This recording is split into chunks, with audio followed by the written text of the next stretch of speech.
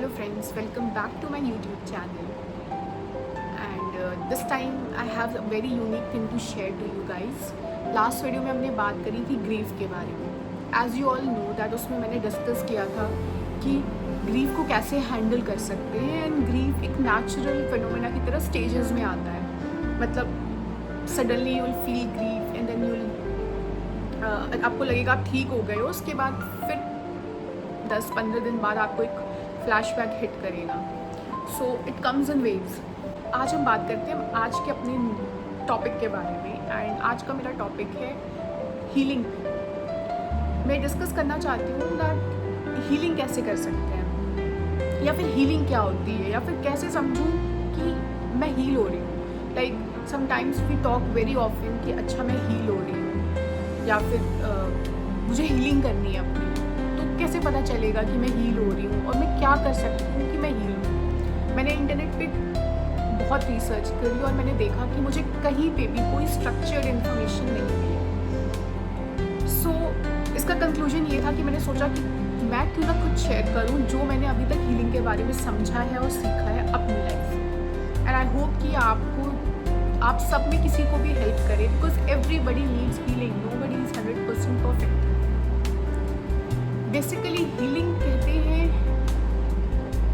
जब कभी भी कोई इंसान sometimes you work for something, you lose something, you have a desire for something, you dream something. तो if you don't get in return, मतलब अगर वो चीज़ पूरी नहीं हो पाती तो there is a crack in you. एक हार्ट ब्रेक सा होता है. या फिर अगर रिलेशनशिप में कुछ इश्यूज़ हैं या फिर ब्रेकअप हो गया तो एक हार्ट ब्रेक सा होता है. उसके साथ क्या होता है कि जब आपको एक हार्ट ब्रेक हुआ, it could be anything. Like अगर किसी की डेथ भी हो गई तो वो उसका जाना भी it's a kind of a breakup, it's a kind of a heartbreak. तो उसमें we have our own emotional wounds. हमारे अपने इमोशनल और साइकोलॉजिकल वूंड्स होते हैं जो कि फिजिकल वूंड्स की तरह दिखते नहीं, but they are there and they are real. So healing का काम होता है उसको ट्रीट करना. It's a medicine for those wounds. और आज हम अपने इस वीडियो में बात करेंगे कि कैसे हम फर्स्ट ऑफ ऑल हम कैसे जाने कि हम हील हो रहे हैं, और उसके साथ साथ कि हम क्या कर सकते हैं खुद को हील करने के लिए. And please I would request you all to subscribe and like my channel, because I need your help to grow. So अब हम बात करते हैं हीलिंग.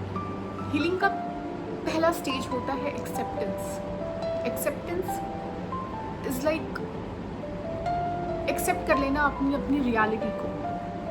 दैट ओके, आप प्रेजेंट में हो and you have gone through something and now you are feeling whatever emotions are going in your heart. आप कुछ फील कर रहे हो तो you have to accept that. क्योंकि हम क्या करते हैं जब भी हमारे साथ कुछ ऐसा होता है तो मोस्ट ऑफ द टाइम जो एक इंस्टेंट नीजर रिएक्शन होता है that we are in the denial phase. तो पहला स्टेप अगर हीलिंग की बात करें तो आप एक्सेप्ट करते हो कि हाँ, this is an emotional wound, this is a psychological wound which I carry, और मुझे उसको ठीक करना है. उसके बाद दूसरा जो स्टेप होता है हीलिंग में, दैट इज़ चेंजिंग. आपको कैसे पता चलेगा that you are healing.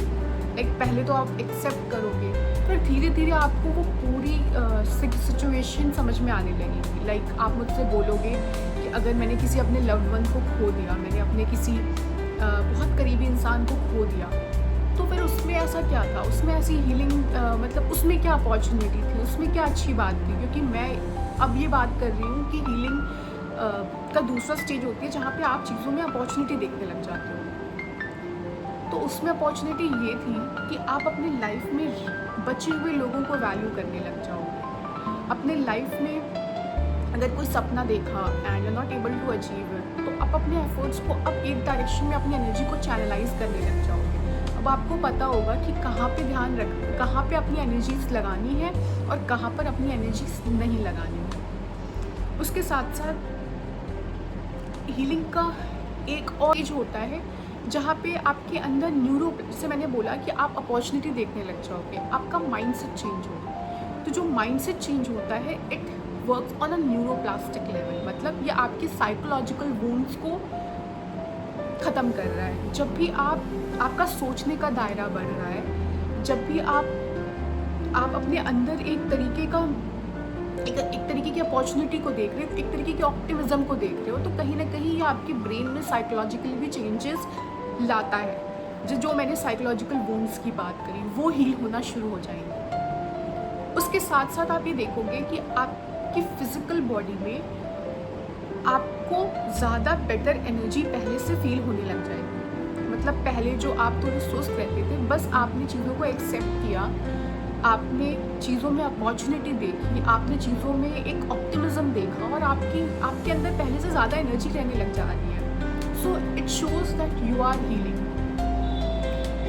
Healing के लेटर स्टेजेस में क्या होता है कि you start understanding yourself and you start respecting yourself. मतलब पहले जो आप अपने साथ बहुत हार्श थे, अपनों के साथ जो थोड़े हार्श हुआ करते थे, जो थोड़ा फॉर ग्रांटेड लिया करते थे, वो थोड़े सॉफ्ट होने शुरू हो जाओ। Can you start respecting your self. आपका इनर डायलॉग चेंज होगा, आपका बात करने का तरीका खुद के साथ बदलना शुरू हो जाएगा और जिसके बहुत सारे पॉजिटिव रिजल्ट दिखने लग जाएंगे। पॉजिटिव रिजल्ट्स क्या कि आपकी एनर्जी लाइट हो जाएगी, आपकी दोस्त बनने शुरू हो जाएंगे, आप ज़्यादा से ज़्यादा पॉजिटिव लोगों को अपनी लाइफ में अट्रैक्ट करने लग जाओगे। और उसके साथ साथ आप अगले स्टेप में आप हीलिंग में ये देखते हो that you will start acknowledging not only the good things in your life, the bad things also of your life, and you'll start acknowledging कि अच्छा ये हुआ, मैंने इससे ये सीखा, I became a wiser person। और अब वो चीज़ें, वो ट्रिगर्स, जो पहले जो चीज़ें आपको दुख दिया करती थी, पहले जो बातें आपको ट्रिगर कर देती थी, आप रिएक्ट करने लग जाते थे, वो आपकी जो रिएक्टिविटी है वो घटने लग गई है।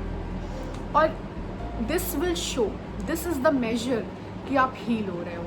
आप जिन इश्यूज़ पर, जिन बातों पर पहले बहुत ज़्यादा दुखी हो जाया करते थे, पहले बहुत ज़्यादा परेशान हो जाया करते थे, पहले बिल्कुल एक डिप्रेस स्टेट में चले जाया करते थे, वो अब होना कम हो जाएगा। और देखो इस बात का एक रीज़न भी है। एज माई यूट्यूब फैमिली मैं आप लोगों को ये बात अपने एक्सपीरियंस से बोल रही हूँ दैट बाहर कुछ भी हो, बाहर कितनी भी प्रॉब्लम्स आ जाए, बाहर कुछ भी हो जाए आपके साथ, there is a limit to it कि you can control. But inside your brain, inside your mind, it's a vast universe. आप बहुत हद तक अपनी प्रॉब्लम्स को, जो आप साइकोलॉजिकल लेवल पे सफ़र करते हो ना, उसको चेंज कर सकते हो बहुत हद तक। मतलब क्लोज टू 100% अपनी साइकोलॉजिकल सफरिंग को आप ज़ीरो कर सकते हो, अपनी इमोशनल सफरिंग को आप ज़ीरो कर सकते हो। और अगर हमने सिर्फ अपनी साइकोलॉजिकल और इमोशनल सफरिंग को ही कम कर लिया, देन हमारी लाइफ बहुत पीसफुल और बहुत हैप्पी हो जाएगी। बिकॉज हमने बहुत प्रोग्रेस कर ली है और हम इन अ मटीरियल वर्ल्ड हमें बहुत कुछ एज सच बहुत इश्यूज़ नहीं है। कुछ चीज़ें हैं जिसको हम कंट्रोल नहीं कर सकते। It's like we can't control life, we can't control death, we can't control who will born, we can't control who we will lose, या फिर सबको मरना है। बट हम कंट्रोल कर सकते हैं कि हमारा एक रिएक्शन लोगों के प्रति, सिचुएशंस के प्रति और अपने खुद के नज़रिए के प्रति क्या होगा हमारी। और इससे बहुत हद तक हमारी साइकोलॉजिकल वुंड्स जो हैं और हमारी जो इमोशनल वुंड्स हैं वो भरने लग जाते हैं। बिकॉज फिर हम ये भी समझने लग जाते हैं। मैं इस पर एक और बहुत ही इंटरेस्टिंग और बहुत ज़्यादा इन डेप्थ वीडियो बनाना चाहती हूँ, जहाँ पे मैं बात करूँगी दैट रिलेशनशिप्स में हमें कब एंटर नहीं करना चाहिए। बिकॉज हर कोई बात करता है यूट्यूब पे या फिर इंटरनेट पे कि रिलेशनशिप में रेड फ्लैग्स क्या हैं, ग्रीन फ्लैग्स क्या हैं, बट कोई ये नहीं बताता कि अपने अंदर भी चेक करना कि okay am I ready for a relationship. तो हम उसके बारे में बहुत डिटेल में बात करेंगे and will explore that side also.